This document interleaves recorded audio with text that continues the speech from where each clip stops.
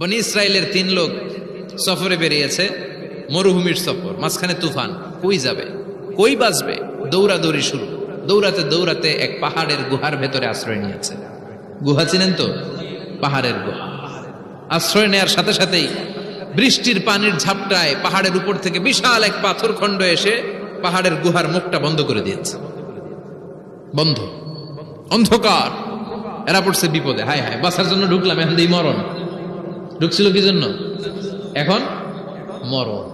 বিশাল পাথরের খণ্ড এসে গুহার রাস্তাটা বন্ধ করে দিয়েছে। 3 জন গায়ের যত শক্তি ছিল ধাক্কায়ও পাথর সরাইতে পারে না। হায় হায়, অক্সিজেন ভিতরে যা আছে আধা ঘন্টা শেষ হয়ে যাবে।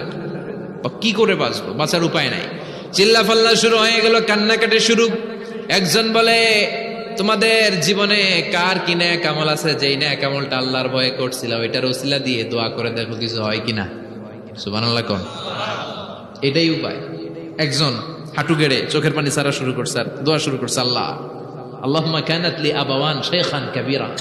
আল্লাহ, আমার বাবা মা ছিল বৃদ্ধ বৃদ্ধা, আমি পেশায় রাখাল, সারাদিন ছাগল চড়িয়ে রাত্রিবেলা দুধ আনতাম, সবার আগে আব্বা মারে দিতাম, এরপরে আমার ছেলে মেয়ে, এরপরে স্ত্রী।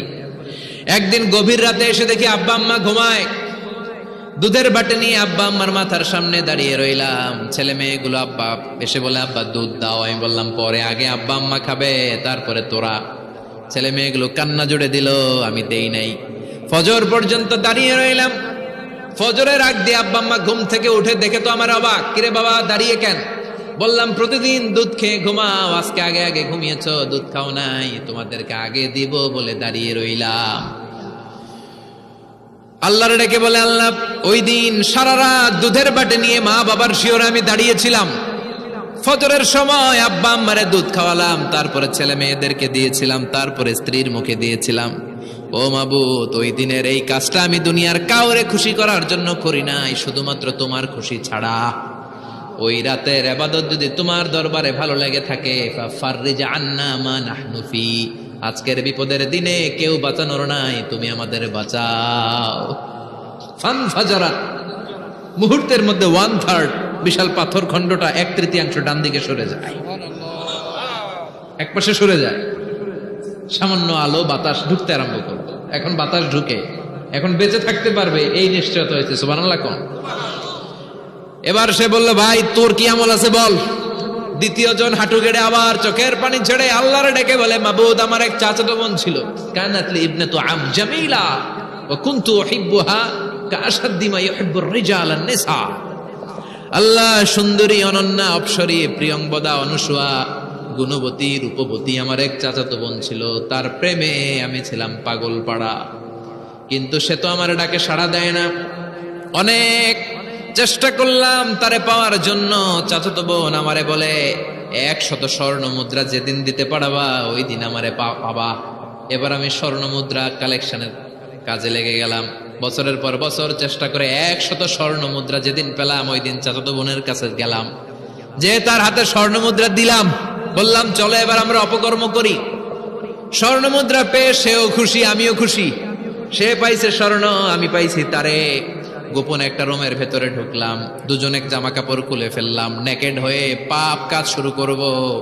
ইন দা মিন টাইম আমার চাচাতো বোন আমারে বলে, ও আমার চাচাতো ভাই, আমারে তুই আমার সতীত্ব তুই নষ্ট করে দিস না, ইত্তাকিল্লাহ, আমার সম্ভ্রম তুই শেষ করে দিস না, ইত্তাকিল্লাহ, আল্লাহরে ভয় কর। আল্লাহ, ওই মুহূর্তে ফিরে আসা কঠিন কঠিন, কিন্তু ইত্তাকিল্লাহ, আল্লাহরে ভয় করে। এই শব্দটা যখন শুনলাম আমার ভিতরটা কেঁপে উঠেছে।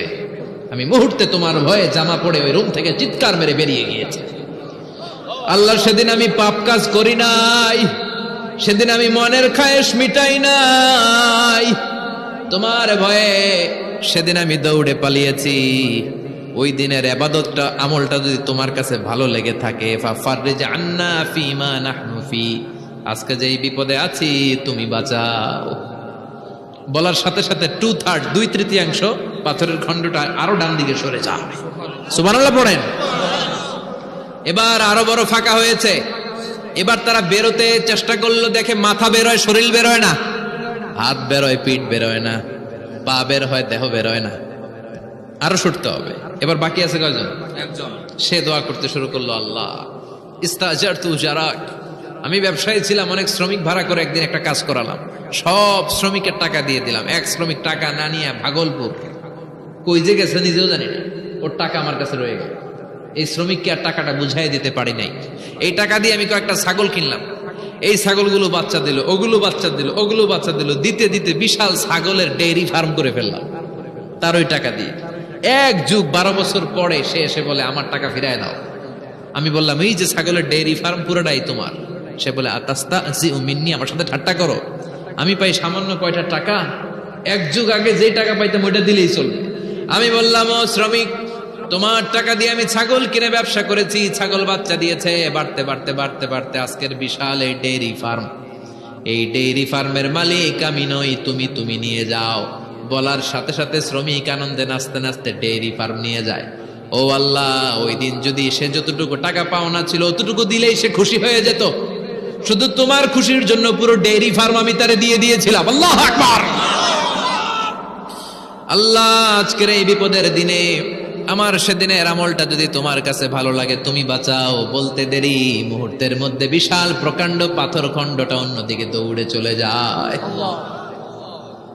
পাহাড়ের গুহা ওপেন, পাথর খণ্ড নাই। আল্লাহর শুকরিয়া আর তাকবীর দিতে দিতে তিনজন বের হয়ে যায়। সুবহানাল্লাহ পড়েন। সহিহ বুখারীর বর্ণনা, সহিহ হাদিস। নিজের এমন কোন নেক আমল যদি থাকে যে আমলটা শুধু আল্লাহর জন্য করেছিলাম, ওই নেক আমলের ওসিলা দিয়ে দোয়া করলে দোয়া কবুল করবে কে?